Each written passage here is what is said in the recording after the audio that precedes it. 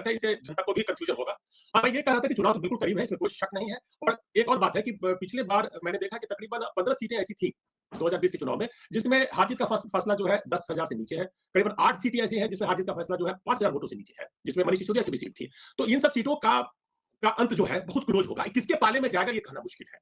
तो अब वो मैं कुछ एक सीटें जो सेकंड के लिए एक सेकंड एक बार फिर से मैं अपने सहयोगियों को कहूंगा, हालांकि बार-बार नंबर बदल, ये जो आप नंबर टॉप पर देख रहे हैं, ये आम आदमी पार्टी को 34, बीजेपी 35, ये एबीपी न्यूज़ के हवाले से नंबर है। इलेक्शन कमीशन का अभी भी वही है कि 7 सीटों के अब रुझान आए, नहीं माफ करिए 10 सीटों के रुझान इलेक्शन कमीशन के आ गए, 7 पर बीजेपी, 3 में आम आदमी पार्टी। इसका मतलब फर्क है, ये गौर करने की बात है। इलेक्शन कमीशन के रुझान नंबर, चैनल के नंबर तो अलग-अलग दिख रहे हैं, लेकिन इलेक्शन कमीशन के रुझान में 7 और 3 है। छोटा सा कमेंट, मैं पहले ओंकारेश्वर पांडे अभी नए मेहमान जुड़े, उसके बाद प्रकाश जी और अफसर आता हूं। क्या कहेंगे इन नंबर्स पर ओंकारेश्वर?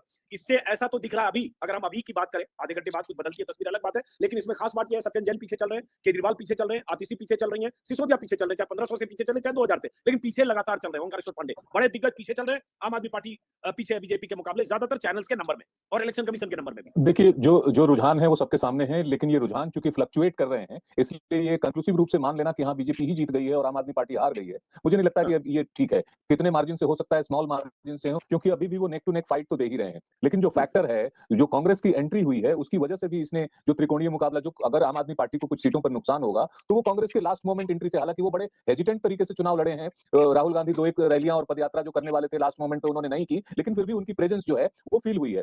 और बीजेपी ने पिछले 2 चुनावों के तरह से ही, बल्कि उससे ज्यादा रणनीतिक तौर पर इस बार प्रयास किए हैं। इस बार उन्होंने कोई कसर नहीं छोड़ी है, चाहे झुग्गी झोपड़ियों के लोगों को पक्का मकान देने की बात हो, या फिर बजट में 12 लाख तक की छूट देने की बात हो, टैक्स में रिबेट, उसमें भी मध्यम वर्ग पर उसका प्रभाव पड़ता है। या जिस दिन पोलिंग हो रही है 5 तारीख को, उस दिन प्रधानमंत्री नरेंद्र मोदी का प्रयागराज में डुबकी लगाना, ताकि थोड़ा सा उसका वो भी जो रिलीजियस सेंटिमेंट का फायदा है एक सेक्शन में, वो भी उठा लेना। तो उन्होंने हर कोशिश की है, क्योंकि मुंबई जीतने के बाद, महाराष्ट्र जीतने के बाद, जो कि कॉमर्शियल कैपिटल मुंबई को कहते हैं, पॉलिटिकल कैपिटल में अपने 3 टर्म में एक दफा भी दिल्ली को नहीं जीत पाना उनके लिए चैलेंज रहा है, बीजेपी के लिए चैलेंज रहा है। तो वो चाहते थे कि हर कोशिश करें किसी भी तरह से, साम दाम दंड भेद, और उसने सबका इस्तेमाल उन्होंने दिल्ली में किया है। जिस तरह से आप पिछले दिनों में आप देखेंगे आम आदमी पार्टी के तमाम नेताओं को जेलों में डाला गया, तो उसमें अगर मान लीजिए कि कुछ आरोप भी होंगे, तो ऐसा तो बीजेपी के हेमंत बिस्व शर्मा के खिलाफ केसेस हैं, अजित पवार पर केसेस हैं, तो बहुत सारा जो आपने दिल्ली पे जितना फोकस करके किया है। एक सेकंड रुकिएगा। अब एबीपी न्यूज़ के मुताबिक, ये जो नंबर आप देख रहे थे एबीपी का था, वहां भी चेंज हुआ है, स्क्रीन पर डालिए। अब एबीपी न्यूज़ के मुताबिक 40 पर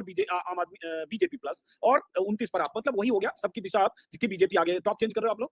हाँ, नंबर ये चेंज हो रहा है। तो और आज तक को अगर देखेंगे 44 पर बीजेपी और 25 पर आम आदमी पार्टी, मतलब आम आदमी पार्टी सत्ता से जा रही है और बीजेपी सत्ता में आ रही है। जो एग्जिट पोल जिस तरह के रुझान दिखा रहे थे, लगभग नतीजे उसी दिशा में जाते हुए दिख रहे हैं। ओंकार सर की बात कंप्लीट कीजिए, उसके बाद दूसरे मेहमानों पर जाऊं। पिछले विधानसभा चुनाव के 2 नतीजों के बाद ये पहली दफा होगा जब एग्जिट पोल के नतीजे जो है सही दिशा में जा रहे होंगे, अगर उस तरह से जैसा अभी दिख रहा है, अभी के रुझानों के हिसाब से। अदरवाइज इसके पहले 2015 का, 2020 का जब भी लीजिए, तो हमेशा एग्जिट पोल्स में बीजेपी के विनिंग को लेकर ओवर एस्टिमेट जो है वो दिया गया था और आम आदमी पार्टी को अंडर एस्टिमेट दिया गया था। इस बार अगर इनका, जैसा कि अभी रुझान नजर आ रहा है, हो सकता है कि ये रुझान फिर बदल जाए, तो फिर भी इस बार एग्जिट पोल काफी करीब होगा। लेकिन ये जो फाइट है और जिस वजह से ये फाइट में इस बार बीजेपी है, उसमें अच्छा, जो एक मिनट मैं रोक रहा बता हूं, रहा था मैं अपने सहयोगियों को कहूंगा इलेक्शन कमीशन का डेटा दें। देखिए, अब ये रुझान बदलने की मुझे गुंजाइश कम दिखती है। बीजेपी आम आदमी पार्टी से काफी आगे जाती हुई दिख रही है। उसके एक वजह और बताता हूं, ये तो चैनल्स के नंबर है। इलेक्शन कमीशन ने 19 सीटों का रुझान दिया है, 19 में 15 बीजेपी, 4 आम आदमी पार्टी, 5 गुना का फर्क है। उसको गौर कीजिए। ये नंबर इलेक्शन कमीशन से अलग है जो चैनल दिखा रहे हैं, लेकिन इलेक्शन कमीशन में 15 पर बीजेपी, 4 पर आम आदमी पार्टी। कहीं ऐसा ना हो कि ऐसा रहे तो बीजेपी 50-55 पार कर जाए, 55 पार कर जाए। अगर इस तरह से फासला आम आदमी पार्टी, और ये तो अपार बहुमत वाली स्थिति भी बन सकती है। प्रकाश करे। बिल्कुल, आप सही कह रहे हैं कि अगर ये रुझान है तो 55 पार करना भारतीय जनता पार्टी के लिए मुश्किल नहीं होना चाहिए। लेकिन चूंकि हम लोग थोड़ा कॉशियस होकर चल रहे हैं, तो मैं मान के चल रहा हूं कि 55 अगर दूसरी तरफ भी हो जाए तो हमें आश्चर्य नहीं करना चाहिए। लेकिन मेरी जिज्ञासा ये आपसे, ये अब दूसरी तरफ की गुंजाइश नहीं है। मैं दूसरी तरफ की गुंजाइश इसलिए नहीं, प्रकाश जी माफ करिए, बीच में इसलिए इंटरप्ट किया क्योंकि 19 के रुझान अगर हैं, इलेक्शन कमीशन की बात करो, मैं चैनल्स की नहीं कर रहा हूं। 19 में अगर 15 पर बीजेपी और 4 पर आम आदमी पार्टी है, तो ऐसे 4 गुना आम आदमी पार्टी बढ़ जाए और अगला 4 गुना नीचे आ जाए, तो इसकी गुंजाइश कम है। लेकिन नहीं, तो मैं भी बिल्कुल वो कर रहा हूं, लेकिन मैं ये जानने में इंटरेस्टेड हूं कि ये कांग्रेस कहां पे किस सीट पर आगे चल रही है। नहीं, इलेक्शन कमीशन में कांग्रेस एक पर भी आगे नहीं है। चैनलों पर बादली में सुना था, बादली की सीट पर स्टार्टिंग में कांग्रेस आगे गई थी। देवली और बादली की सीट पर आगे गई थी। जी, प्रकाश जी बात पूरी कीजिए। हाँ, तो मेरा मानना है बार-बार ओवरराइड कर रहा है आप लोग का। मेरा मानना है कि भारतीय जनता पार्टी का जो रुझान चैनलों पे भी दिख रहा है और जो इलेक्शन कमीशन की बात कर रहे हैं, तो 55 पार करना उसके लिए कोई असंभव बात नहीं होगी। लेकिन जो और चैनलों में भी जो बीच-बीच में आ रहा है कि मनीष भी आगे हो गए, आतिशी भी आगे हो गई, और जो है अवध ओझा भी आगे हो गए, बीच में 1-2 जगह चैनलों पे मैंने देखा। तो अभी मतलब मुझे समझ में नहीं आ रहा है कि हम डेफिनिटली अभी कैसे कह दें, मेरे लिए मुश्किल है।